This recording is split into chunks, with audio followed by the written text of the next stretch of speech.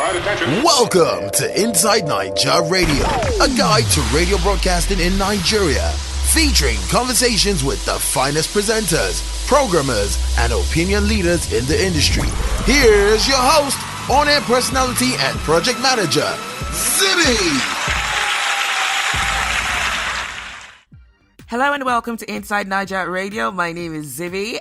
This week, the conversation continues regarding the radio industry in Nigeria. We're speaking with Matilda Duncan. Now, after 18 years at Rhythm FM, Matilda decided it was time to move over, and she currently is an on-air personality and assistant programs director at Classic FM 97.5 Abuja. Matilda Duncan, an on-air personality at Classic FM 97.5 Abuja, previously worked for Rhythm 94.7 Abuja for 18 years.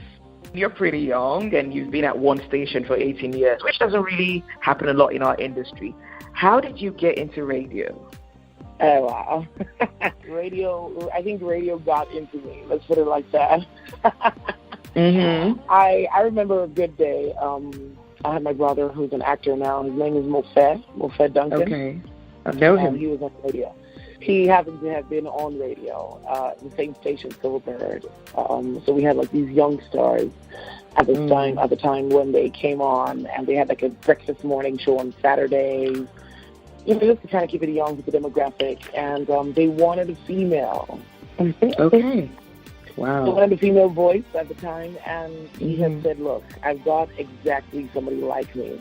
And I guess that was pretty much it. He just kind of brought me on board, and I went on that pace. And hey, it's 18 years after. Wow. So he brought you on, and then after a while decided radio was not for him and took a walk out and went to the big screen. Yes, because he did more stuff. I mean, he was an actor, model. You know, he had a bit of TV going on, and so he was a little busy. You know, he couldn't just be settled down on one spot for too long. He's a bit of a restless, you know, hustler. Wow. Okay. 18 years. How has broadcasting on radio changed from when you started to what it is right now? Oh my days, contemporary media has just picked up and blown out of its way, from the Nigerian artists to the sound to social media. It's almost like it's also fast right now. I think we didn't have that very many platforms where to publicize things and blow up things. So there was TV, there was newspapers, there was radio, and maybe one or two others, you know, we were Facebook, but there's not too much we could do with music when it came to that. So right now, of course, you know, the YouTube has blown up a bit more, and there's 1-minute videos on Instagram, and, you know, everybody's Snapchatting a video clip or whatever. So, I mean, it's gone faster, it's gone, you know, quicker, it's gone wider. More people now see the potential in having music as a career, as to just a hobby or whatever. So for the commercial value of radio and musicians and artists, we have a lot more people. What's also the recipe for your success? So I think I have, for the success, I would not be able to give accolades to anybody else but God, to be honest. I think it's just generally a certain kind of grace that has helped me on to being where I am today, to be honest. It had nothing to do with me. At some point, it stopped being like an ambition and a job for me. It just literally became who I was. So it was effortless, it was selfless, it was like, I'm going with it. You know, you wake up in the morning, you go to bed at night, you have a meal, you know, you do the regulars. So for me, radio was just the regular. It was part of who I was. It didn't click into my head to say, I'm going out there because I need to make money at the end of the month. That stopped being who I was maybe about 4 or 5 years after radio I got in, because I just loved doing what I was doing, and it was so easy for me. 18 years in one spot for me was because Silverbird became family, so it was really comfortable to just be with who you knew, and, you know, your team, your bosses, everybody was pretty easy, pretty good, you know. So it was pretty easy to just be out there. And because I had 3 hours a day I had a lot more stuff, which was pretty good, so yeah. Let's go.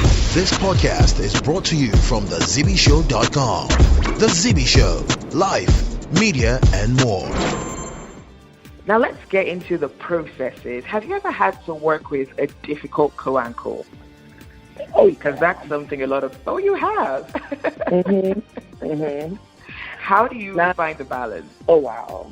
Well, this happened my early years of radio, and I don't know that I was very mature to handle it the way I did at the time, because at that moment, I'm just like calling you out, like, you know what, you're not supposed to dominate the microphone. This microphone is for everybody. You know what I mean? I learned on the job to understand, accept, and tolerate people, because everybody cannot be the way you want them to be. So you find a balance by understanding who they are and playing their cards to suit your game. That's it. I know you've got a few side gigs outside radio. How do you find that balance? I would be modest and not use the word a few, because I took a shoot for my brother, and I'm a little hungry hustler too. A girl's got to eat. I get a little overwhelmed right now because there's like way too much I'm doing. But it's good. It keeps me busy. It keeps my mind fresh with new ideas all the time. So I'm into emceeing. I've got a particular size of shoes I sell, 13 for the big women, which my slogan is, if I don't sell it, I wear it. So that's my size, which is the Europe 46. It's a really big size. And I think these guys have just realized that they could be nice and chic about our shoe size. So, yeah, that's really good now. So, I've got the YouTube channel, Chase and to be Chased. I've got an initiative where we go feed IDP camps. I'm now currently one of the media advisors to a presidential aspirant. It's a lot going on. Finding a balance, as I said earlier, radio is a couple of hours in a day, which I must do because it's like my worldly prayer. And, a lot of things are done pretty much online these days. So all the work is a punch away from your phone. As long as you can manage the timing, you're in control. So you started out in radio really young. Also, as a woman in the industry, have you ever felt like you faced some sort of discrimination, maybe age-based or gender-based? Not at all. Not at all, because I've had to act like a woman and think like a man. So I would relate to whatever it was. I don't know that anybody has ever dominated me or my face to put me down in any way at all. Because I would always, I'm too gregarious to standing up for myself and taking the bull by the horn. So I've never, ever happened. Now let's speak about opportunities in radio. What opportunities are there that are somehow hiding under the rug? They're right there, but a lot of people in the industry just don't see them. People need to understand that radio is it shouldn't be a job for people. It should be a calling. If you don't have that, then it's going to be difficult. People also need to understand, or whoever it is, needs to understand that you've got a platform where you use one mic to inspire and affect lives.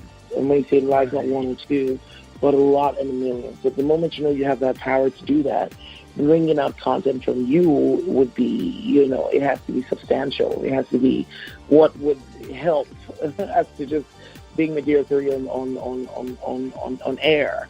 Now everything has flipped aside a little bit. Radio and all that publicity that comes with radio and advertisements. You can have the best of both worlds by bagging it off literally on social media and being as relevant as possible. You know what I mean? Social media. So you have like a little, you have like a little, you can kill two birds with one stone at this point.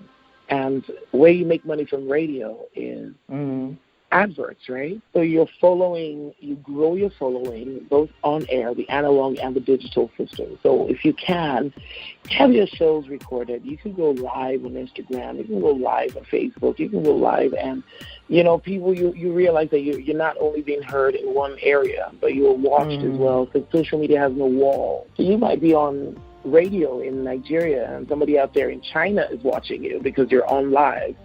Right. And because that show is popular, you've got potential in making your own money for your own brand and for the station. You know what I mean? Yes. We have a lot of presenters right now who are a bit camera shy, who don't want to embrace social media. Oh, it's not my thing. I'm way past that. Mm-hmm. Are they making a big mistake? Right. Yeah, because you need to wake up and get the memo. The world is moving too fast right now. So either you're getting with it or you're going to be left behind, to be honest. I'm not too sure what it is. They need to just curb. You see, radio is a personality. You kind of you are not just anybody. You're a brand. You are who you are. You cannot keep it just by the voice today. If it was back then, yeah, it was okay. That's all we got radio, TV, and all that. But right now, it's moving too fast. Let's go. This podcast is brought to you from thezibbyshow.com. The Zibby Show, life, media, and more. What advice would you give potential on-air talent? One, it's not about the way you sound, but about what comes out of you. I think a lot of people misconstrue being on radio and them sounding a bit not Nigerian. You know what I mean? I think yes. They feel they've got a fantastic voice and they sound good because they've got good English, but what's coming out? What's that content coming out of you? Which would basically mean be yourself. Be really who you are. It's easier. Stay true to yourself with your character. Maybe that's why radio has been a little long for me, because I just brought out who I really was as to getting into character, which all out at some point.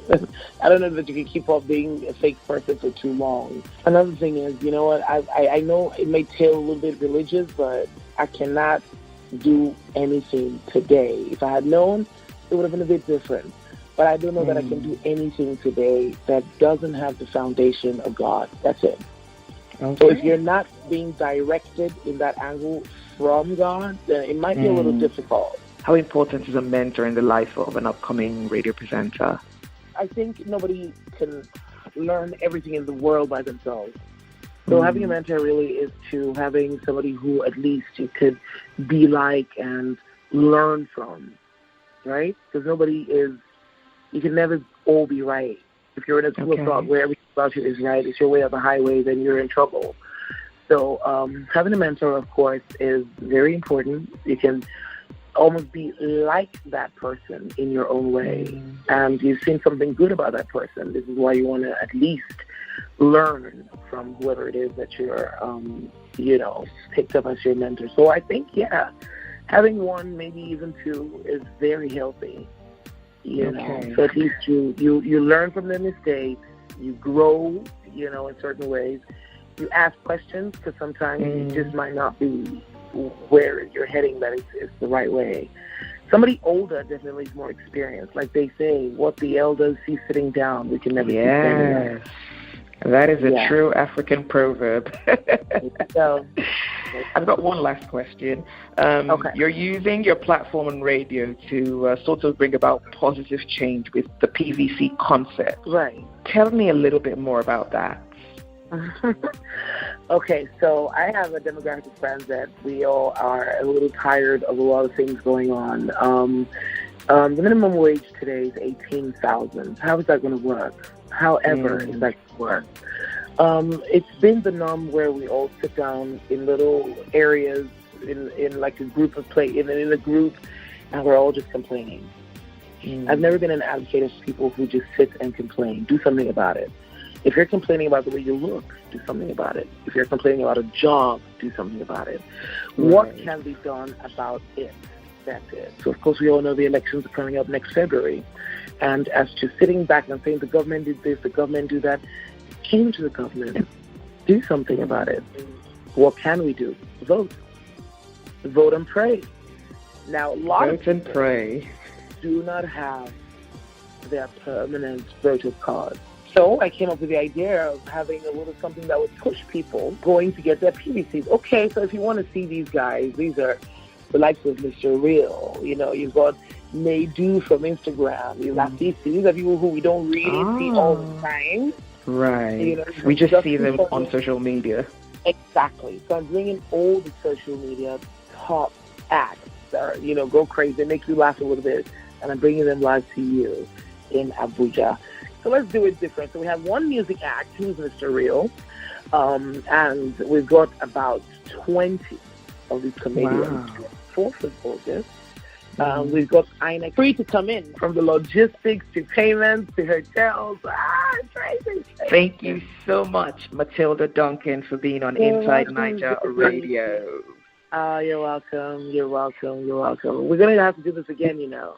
I know. It was so good. I feel like there's so much more we need to talk about.